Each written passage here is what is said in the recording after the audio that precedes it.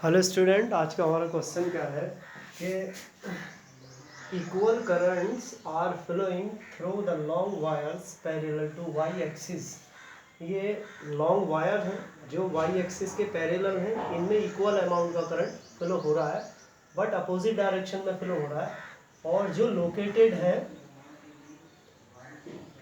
First wire जो है वो 1 मीटर की डिस्टेंस पर है, second wire 2 metre, third wire 4 metre, यानी इस तरह से लोकेटेड है।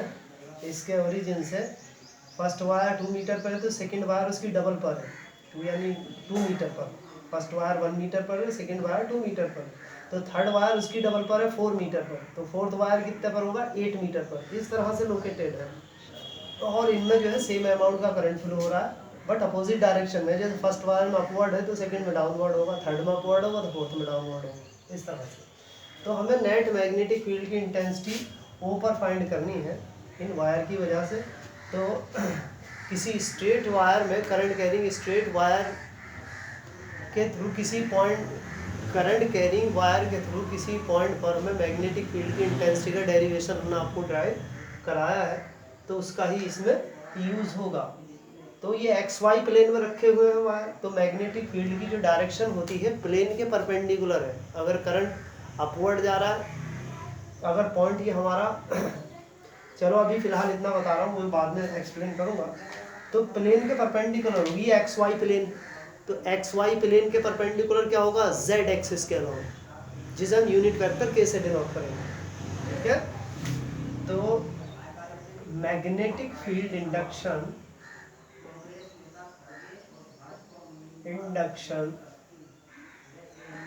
at O due to current through wire 1, इसे B1 कह दिया। Mu not I upon 2 pi r, यही तो होती है। तो अब आई तो है 1 एम्पियर, तो म्यू नॉट ये तो 1 हो गया अपॉन 2 पाई, और ये आर को हमने x1 लिया यहाँ x1, तो B1 is equal to mu nought upon 2 pi और इंटू x1 की वैल्यू क्या 1 मीटर, और ये यूनिट वेक्टर के ये इसकी डायरेक्शन को इंडिकेट कर रहा है क्योंकि प्लेन के perpendicular. Similarly B2 through wire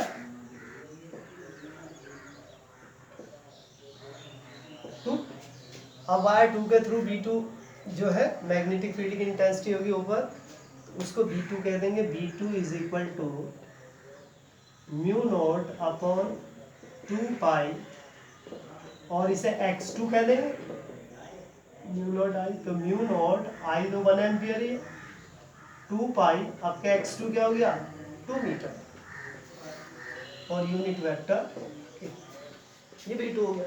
इसी तरह से B3 mu not I upon 2 pi और इसे x3 कह देगा, is equal to mu not I की वैल्यू 1 है और 2 पाई और x3 की वैल्यू कितनी है 4 और यूनिट वेक्टर k। अब हम नेट इंटेंसिटी जब निकालेंगे, अब इसमें एंड सोन का मतलब आगे भी वायर है और उनकी डिस्टेंस ऐसी है डबल करके, जैसे ये 1 मीटर है, second 2 metre, third 4 metre, fourth 8 metre, then 16 metre, इस तरह से। तो अब जब हम इन्हें ऐड करेंगे नेट इंटेंसिटी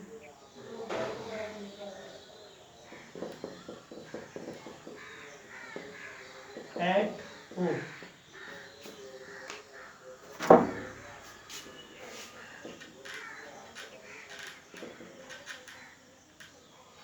तो क्या हो जाएगी B is equal to B1।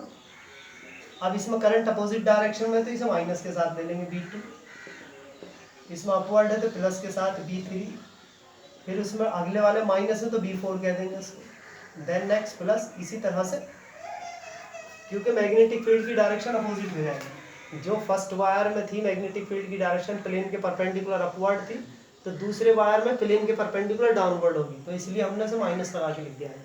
ठीक है, अब इनकी वैल्यू सब्स्टिट्यूट कर देंगे यहाँ, म्यू नॉट अपॉन 2 पाई फर्स्ट वायर की, और के माइनस के म्यू नॉट अपॉन 2 पाई, और ये 2 हो गया, और के plus mu nought upon 2 pi, और ये 4 मल्टीप्लाई 4, और ये के इसी तरह से माइनस 100। तो b इज इक्वल टू यहाँ म्यू नॉट अपॉन 2 पाई और ये के कॉमन आ जाएगा, तो अब यहाँ लिख देंगे हम 1/1 माइनस के 1/2 प्लस के 1/4 माइनस के 1/8 और प्लस के 1/16 इसी तरह से एंड सो।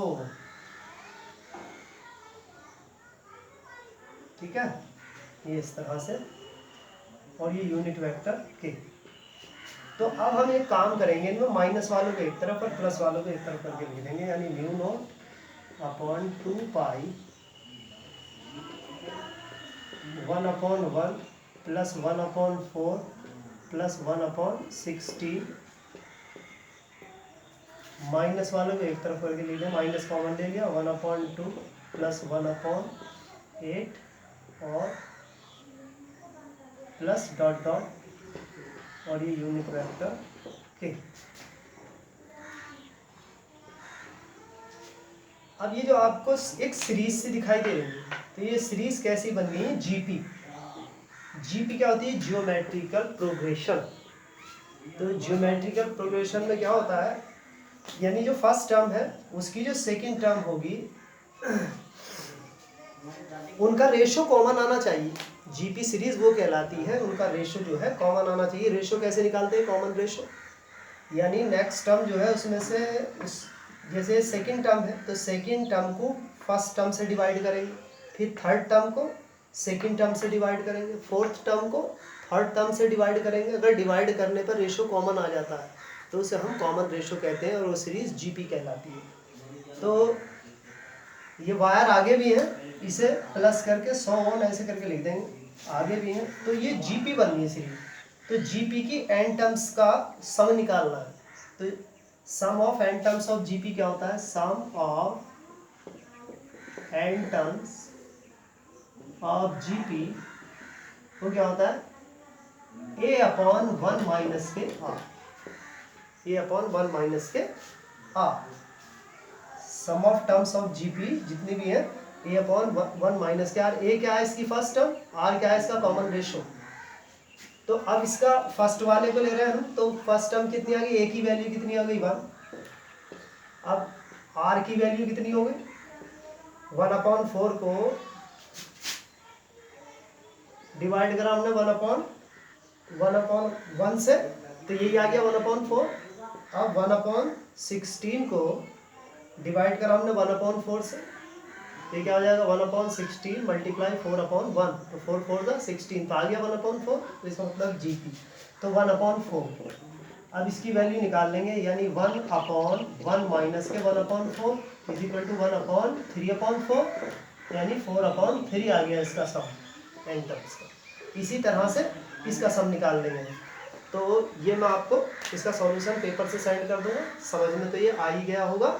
और ये मैं बता दूं, मैंने प्लेन के परपेंडिकुलर डायरेक्शन थी इसकी, अगर अपवर्ड करंट जा रहा है तो प्लेन के परपेंडिकुलर, अगर हमने पॉइंट लेफ्ट साइड में लिया है, ठीक है, क्योंकि मैग्नेटिक फील्ड की डायरेक्शन हम राइट हैंडेड स्क्रू रूल से फाइंड करते हैं। इस तरह से जो स्क्रू ड्राइवर है हम उस तरह से इसको रोटेट करेंगे, जैसे हम इसको क्लॉकवाइज इस तरह से रोटेट कर रहे हैं हम इसको, तो ये जो स्क्रू ड्राइवर मूव कर रहा है ना फॉरवर्ड, तो ये तो करंट की डायरेक्शन हो गई। और इसकी जो रोटेशन है इस तरह से इसका रोटेशन हो रहा है, ऐसे